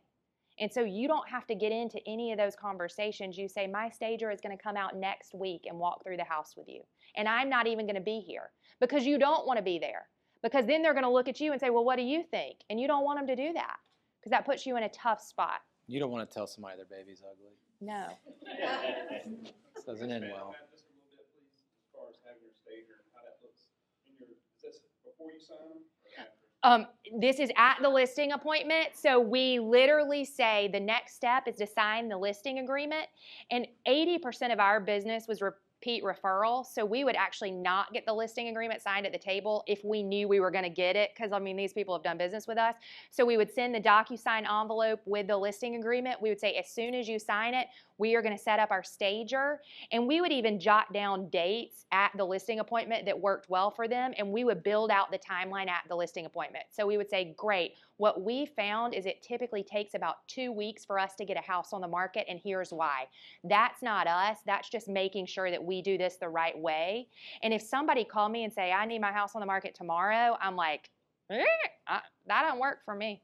Well, that's usually before we've even had an appointment. A consultation, right? And then you're talking to them about how important it is for your stager to come out. Then you have about a week to get it ready, maybe 2 for the market. And then all our photographers always going to come out on Monday. They're going to take the photos. We're going to get them back Wednesday, and we're going to list on Thursday. And so it was just the same process every week. You're covering that cost. And we covered that cost, yes. What's that cost? Our stager? It depended on how far they had to drive, between $200 and $250 for about an hour and a half walk through of the home. You're welcome. So that stage, A consultation. We did not pay for the staging. So if it was a vacant listing, they had to pay for that because you're looking at thousands of dollars. And then we would actually, if we went into a vacant listing, we had statistics that showed that vacant houses get less money than staged houses. And so we would encourage them to set up an appointment with our stager just to meet them. We could probably chat GPT that and actually find the exact number. Statistic, yeah. That's what I would do. Yeah. Just so you know it, have that. All right, any questions about this? My aha is 57 of 100 listings are overpriced. That will be a shock to a lot of people based upon how good the Charlotte market looks. Yeah. Still getting sales at or above 100% of the list price. In Charlotte, it's going down, but it's about 30% of transactions. But in luxury, it is 42.5% and 43% are getting 100% or more of list price. Guys, that is just amazing. I would use this slide in all buyer strategy sessions. And here's why. Because I want Mr. and Mrs. Buyer to know that the market has not tanked. And for a really great house, they may have to pay list price, and getting the house is the win. Because how many times have you sat down with a buyer and they say, well, I'm not paying list price. And then that's when you're going to pull this out and you're going to say, well, 30% of all homes in Metro Charlotte sell for 100% on average, right? And so here's what I want you to know. Do you want to drive an average car? Do you want an average partner? Average kids, right? No. Send them to an average school. I mean, you want great, right?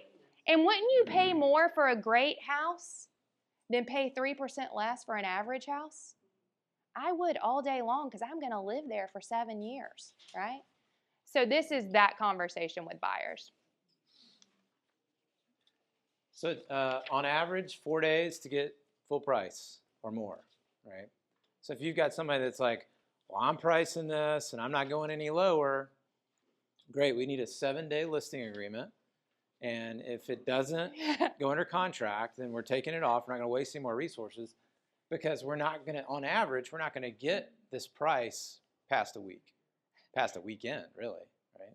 This is the I'm going to wait for a better offer slide. How many times have you been in a listing appointment and they say, well, I'm just not going to take any offer. I'm going to wait for a good offer. This is first offer, best offer, and it's going to sell in 4 days for 100%. If we're at 7 days, you better start negotiating, because here's the thing. Can we go back to the price reduction slide? Because this is where I want you guys to start making connections with this data, is if I don't sell in 4 days for 100%, my next spot is... Wait, which one did you want? The one that shows how much you take on a price reduction. Sorry, I'm making you go way back. The next one, I think. That's sales original list price. No, go back one more. There. Oh, yeah. So this is what I would say. So if you don't get the right price, let's negotiate, because our next price is 4.5% off. And we already did that math. Remember, it was 468,000, right? So if we're north of that, we should So if take it. we're north of 468,000, like, let's play ball. Like, let's not, like, go to that next price point, right? Okay, y'all are starting to glaze over, I can tell. A lot of numbers. You're like, blah, Make it stop. don't do this anymore. Make it stop. All right. They're like, we're out. Seller pay closing costs. This is one of the bright spots for a buyer right now. Is this is on the rise. So almost 58% of transactions are getting some form of seller pay closing costs for the buyer. That's a significant number. And a lot of baby boomers do not think that they have to pay closing costs because they didn't pay closing costs 30 years ago when they bought their house. So I would show this slide on any baby boomer appointment and set them up that they're going to pay closing costs, most likely. Yeah. Right? Or you're just going to be cutting out 58% of the market. Yeah. Right, of your buyers. What do they get on average? About $6,000 on average in Charlotte right now. It's a significant amount of money. Are you guys seller concessions right now? Are you guys mostly seeing this for repairs? Repairs and interest rate financing. That's what I would expect. Because here's what I want you to think about with repairs. And we would always tell our sellers this. I mean, don't you guys just love negotiating repair amendments? I love it. It's my I mean, favorite it's just thing. the best, right? So we would always say to our sellers on the appointment, when the inspection report comes back, you are going to be overwhelmed. And I can assure you, you will. Typically, we see inspection reports from 30 to 50 pages.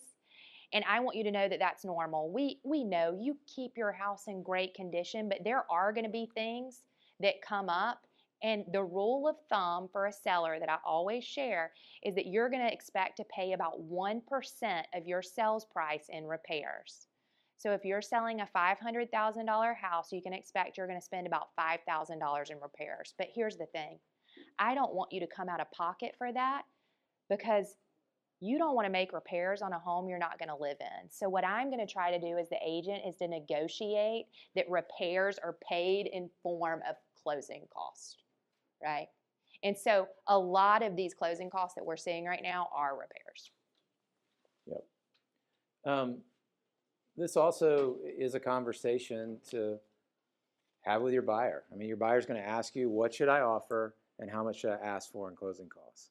So short of you just feels like we should do this, this is what gives you that logic to go back to them and be the professional and have real numbers to share. And then it helps you make better offers if you're representing buyers. If you're asking for $5,000 and $1 million property, which, I don't know, you should have that money anyway, but regardless, you might want to produce this slide and say, on average, they're getting $7,000. I'm only asking you for $5,000. What a deal. What a bargain, right? Take it today. Here's what it looks like in financing. Not a whole lot of changes with this. The only thing that I pointed out here is that in higher interest rate environments, you do tend to see more and more people looking at FHA. But they're not. Even and if it's they so have bizarre. the money. Yeah. But even if they have the money, sometimes you'll see them look at FHA as an option. Super interesting. Yeah. Sorry. Do you think it's because sellers don't want an FHA appraisal? Yeah. There's a stigma perhaps attached to it. Mm-hmm. I would make sure your seller, if your seller feels that way though, that they understand in a high interest rate environment, FHA becomes more attractive to the buyer. So we cannot necessarily say we're not going to look at FHA buyers or that they are less qualified as a result of that. And then there's your summary, in case you want to go back and have a cheat sheet. And that's it. All right. What do you think? 3 minutes to spare. Yeah. So what is your aha today? What did you learn today? That you're going to use. Download my listing presentation. Check. I think you use what you said. You used the line that said all the marketing in the world can't sell in every price home. I think for me, I love the data and I think I'll use the data, but just little tidbits like that for me really hit home. So thank you. You're welcome. those Oh, I can conversations. dream about that from like 2010, 2012. What are you doing to market my house? And it's like, I can't do anything else. I don't see a newspaper article. You don't have any newspaper articles. Where's my flyer box? In the front of the house, right? Yes.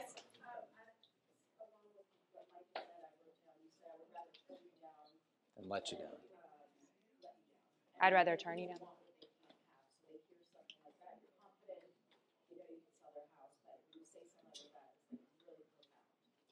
And I bring buyers back to that a lot too. When you're not finding them the house, I feel like I'm letting you down. We've seen 20 homes, and I typically find my buyer a home after 3 homes. And I'm not getting it done, right? Can I share one quick conversation around that? The minute that I'd sit down with the seller, I would say, thank you for welcoming me in your home. Like it's a pleasure to be here. And you know, I know you have your choice on who you're going to choose to list your house. One thing I want to make abundantly clear is you're not a guinea pig. Right? I'm blessed to do this a lot of times. I meet with 5 to 10 sellers every single week. And to be real honest, like I don't take every listing. Because if I can't meet your expectations, if my plan doesn't get you what you want, then I'd rather turn you down and let you down. So, break script. The minute I've told them I don't take every listing, guess what they're thinking? You're not going to turn my listing down, right? I just turned it on them so that now they're looking for a reason to say yes, not a reason to say no. So all of that, yeah, I'm looking out for your best interest, but I'm also looking out for my best interest, and this has got to work for both parties. It's got to be a win-win, right? Yes. On the ones that you guys were saying, you take a shorter term, like if you don't want to necessarily work with the seller or worried that they're gonna not do it correctly, do you get reimbursement from them for the cost of the photos and everything? Not if it's a shorter listing agreement, because if I'm going to take it for 30 days, you better believe I think I'm going to be able to sell it. If they terminate on us, then they pay us, they reimburse us. So if they withdraw it for any reason, they're reimbursing us. Okay, one more aha. Overpricing your house on average costs you between 3 and 6% of your bottom line. I mean, that's basically what it works out to, right? 100%. Mm-hmm. And that in dollars is this. Yes, not percentage, dollars. In dollars. Y'all, we as agents are just so bad about it. So try to flip that in your mind. Every time you say a percent, like zap yourself,